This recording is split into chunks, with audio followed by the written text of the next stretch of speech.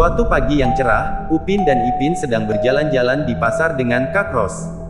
Mereka ingin membeli beberapa bahan untuk membuat makanan di rumah. Pasar pagi itu sangat ramai, penuh dengan orang-orang yang sibuk berbelanja, suara teriakan pedagang yang menawarkan barang dagangannya, serta aroma rempah-rempah yang harum. Namun, di tengah keramaian itu, mereka merasakan ada yang aneh. Sesuatu yang membuat mereka merasa tidak nyaman. Di salah satu sudut pasar, terdapat sebuah tenda yang tampak sedikit lebih tua dan kumuh dibandingkan dengan yang lain. Di sana, ada seorang badut yang sedang berdiri dengan ekspresi wajah yang sangat mencurigakan. Badut itu mengenakan pakaian warna-warni yang usang dan penuh noda, serta wajah yang sangat pucat dengan senyum lebar yang tidak wajar. Mata badut itu kosong dan menatap mereka tanpa berkedip. "Upin, Ipin, ayo cepat, kita pergi dari sini," kata Kak Ros, merasa ada yang tidak beres. Tetapi sebelum mereka bisa berbalik, suara tawa aneh terdengar di belakang mereka. "Hehehe, apakah kalian ingin bermain?" Suara itu datang dari badut tersebut. Suaranya terdengar sangat aneh dan seram, seolah-olah tidak berasal dari mulut badut itu, tetapi lebih seperti gema yang datang dari dalam dirinya. Upin dan Ipin menoleh ke arah Kak Ros, yang tampak khawatir. "Ayo cepat, kita pergi," seru Kak Ros lagi, tetapi sebelum mereka bisa melangkah lebih jauh, badut itu sudah berdiri tepat di depan mereka, meskipun mereka tidak melihatnya bergerak.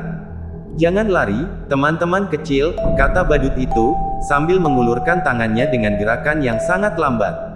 Tangannya terkulai lemas, tetapi ada kekuatan misterius yang membuat mereka merasa sangat takut.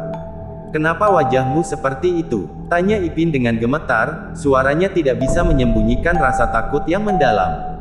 Badut itu hanya tertawa, semakin keras dan mengerikan. "Aku sudah lama menunggu untuk bermain dengan anak-anak seperti kalian," jawabnya, suaranya serak dan aneh, seperti ada dua suara yang bercampur menjadi satu.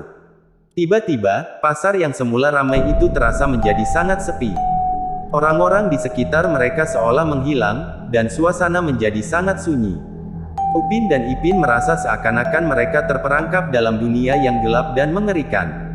"Upin, Ipin, cepat kita lari," seru Kak Ros, yang sudah mulai panik. Tetapi, saat mereka berbalik untuk pergi, jalanan di depan mereka berubah menjadi kabut tebal, dan mereka tidak bisa melihat jalan keluar. Badut itu mulai bergerak mendekat, langkahnya sangat lambat namun penuh tekanan. "Aku akan menemani kalian selama-lamanya," kata badut itu, dengan suara yang menggema dan menakutkan. Dengan ketakutan yang mendalam, Upin dan Ipin memegang erat tangan Kak Ros dan berlari ke arah pintu keluar pasar.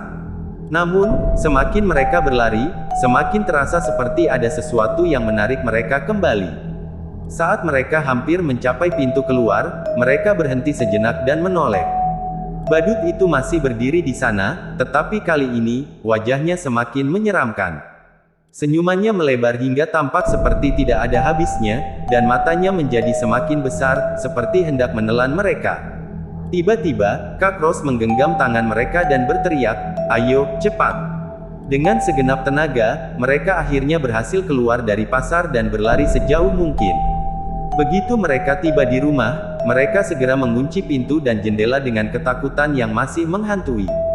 Mereka duduk bersama di ruang tamu, saling berpelukan, masih bisa mendengar suara tawa badut itu yang seakan mengikuti mereka meskipun sudah jauh dari pasar.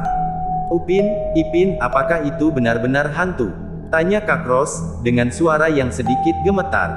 Upin dan Ipin hanya saling berpandangan.